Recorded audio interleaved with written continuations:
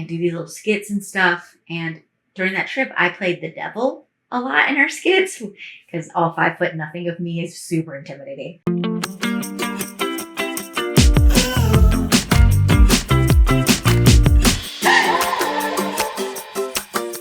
Hey everyone, welcome back. So if you've already watched my first video, it was just me explaining kind of who I am and the trips that I've gone on and the whole hope for this channel. And I want to start by just talking about my own experiences on these trips. So every time I go on a mission trip, my goal is to bring back at least one story that I can tell someone within a 5-minute period. And I usually have way more than just one story. And if you sit me down and just ask me to tell you about every mission trip I ever went on, I could sit there for hours and tell you about every little detail about how God moved in intricate ways on that trip. I condense it down to a 5-minute story where I can sit here and tell someone, this is a really cool thing that God did, and that's how you helped me go on this trip. Or use that story to ask other people to help me go on trips in the future. So I'm going to give you a couple elevator pitch versions of the stories of the trips that I've been on.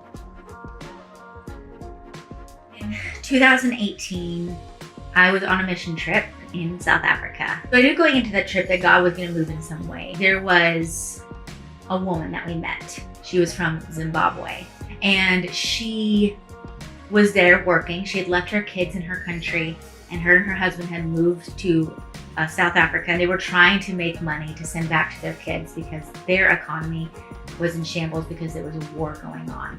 She hadn't seen her kids in almost a year. She just wanted to give them a better life than what she had.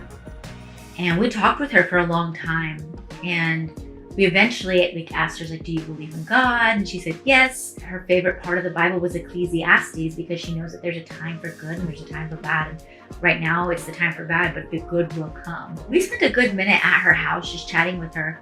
We asked her if she went to any local churches, and she said no because she couldn't find a church that spoke her language, because she didn't speak any of the tribal languages in the area. She wanted to go to church, and she missed going to church and attending church and all of that. And then we took the time to just pray with her. And one of our interns that was with us, they found an excerpt of the Bible. We carried around the book of John with us in a bunch of different languages. We found it in her language. And we asked her if she had a Bible. She said no, because she can't find a Bible in her language. And we gave it to her. We told her, we don't have money to give you. We don't have a job to give you. All we can give you is this small part of the Bible, not even the whole Bible, this small part of the Bible in your language, and we can pray with you and get you connected with local church, and maybe someone at that church speaks your language. And she starts to cry. And she kept saying that she was just so happy because she had never had any part of the Bible in her language. And we're like, well, we didn't meet any of your needs. And she said, you met all of my needs today. I needed a Bible. You gave me the Bible in my language. It was just a beautiful moment to just see how powerful and important God is in people's lives and how important he should be in my life. It reminded me of the passage where Jesus says, man does not live on bread alone. We didn't give her food. We didn't give her money. We didn't give her a job. We didn't change her external circumstances at all. I look at that moment as one of those moments of like, I wish we could have met her physical needs that day. I wish I could have given her some money so that she could send it back to her kids, or I wish we had a way to offer her a job, but the one thing that she wanted and craved desperately, we gave her. She wanted the Bible. She wanted the Word of God, and she got it. And that is so cool. I love it. I think that that's one of the coolest stories. So I'm gonna move on to my second story now. This story is all about the healing power of God. It's South Africa again, it's 2019. I'm traveling with this group of people, and we end up at this apartment style home. So the way that the homes work there, you'd have like a plot of land and a sheet metal house, and that was it. And then some of these plots of lands were bigger, where several sheet metal houses were kind of placed together, and you sold rooms in those sheet metal homes. And so we went into this little area. There was a courtyard. We were talking to the group, and everyone in the group was chatting with us except for this older woman.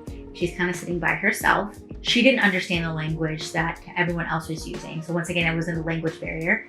And our translator that day, they could speak this woman's language. And so they were translating for us. And she was an old woman. She lived alone. She didn't really have a lot. Her husband had died. She didn't have any kids that could take care of her. Kind of just this really sad story. And these people kind of just took her in and found out that she had these like head-splitting headaches. They were horrible and she couldn't see. Everything was foggy.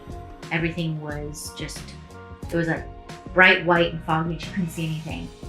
And we asked her if she'd ever been to church, and she said, yeah, I've been to church, but I haven't been since I've gone blind. I asked our intern, I said, hey, can we just pray with her? And maybe we can find someone at the local church who can come and pick her up for church every week. And he said, that's a great idea. We'll do that.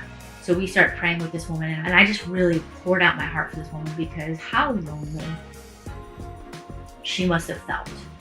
She didn't understand the language of her neighbors. She hadn't been to church in years because she had these head-splitting headaches and she couldn't see. She didn't have a husband, she didn't have kids, she didn't have anything. And we just prayed that the Lord would open her eyes so she can find her community again and she can build community again. And she started crying. And we asked her, like, what's wrong? What's wrong with that? Maybe her head was really hurt and we thought we were gonna have to rush her to the hospital. And she said, my headache is gone. She just kept saying, it's gone, it's gone. And we're like, oh my God, thank you, Jesus. Like, even if it was just a headache that was healed, even though she remained blind, at least she wasn't in pain anymore.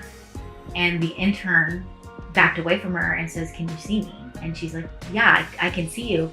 And he was not convinced that he could actually, like, she could actually see him. So he was like, how many fingers am I holding up? And she just, like, very shakily, like it was like in a movie, and she like held up her hand and she was like, 4. I see 4 fingers. And he was like a good distance. He was across the courtyard from her. And everyone was like, oh my God, she can see again. And she was so excited. And we were able to get her hooked up in her local church, just right up the road from where she was. They even said they would come pick her up so she didn't have to walk alone. And they were able to do that. And it was so cool. The reason I love to tell that story is I don't experience a lot of healings, at least not like instant healings. I've experienced God healing someone over time. I've experienced God sending medical interventions for someone's healing, but the instant healings are not something I see a lot. And I think they're really cool stories to tell because you can't explain that other than this woman had faith that she would have sight again. And she was so excited to go to church. Like, one of the first things she said was, I can go back. Once again, she craved God, and God gave her that by meeting a physical need of hers, which was to heal her. And that shows just the complexity of everyone's story, that sometimes God meets that physical need in that moment to give them their spiritual need, and sometimes God only needs to meet the spiritual need. All right, now I'll tell one more story. So my third story.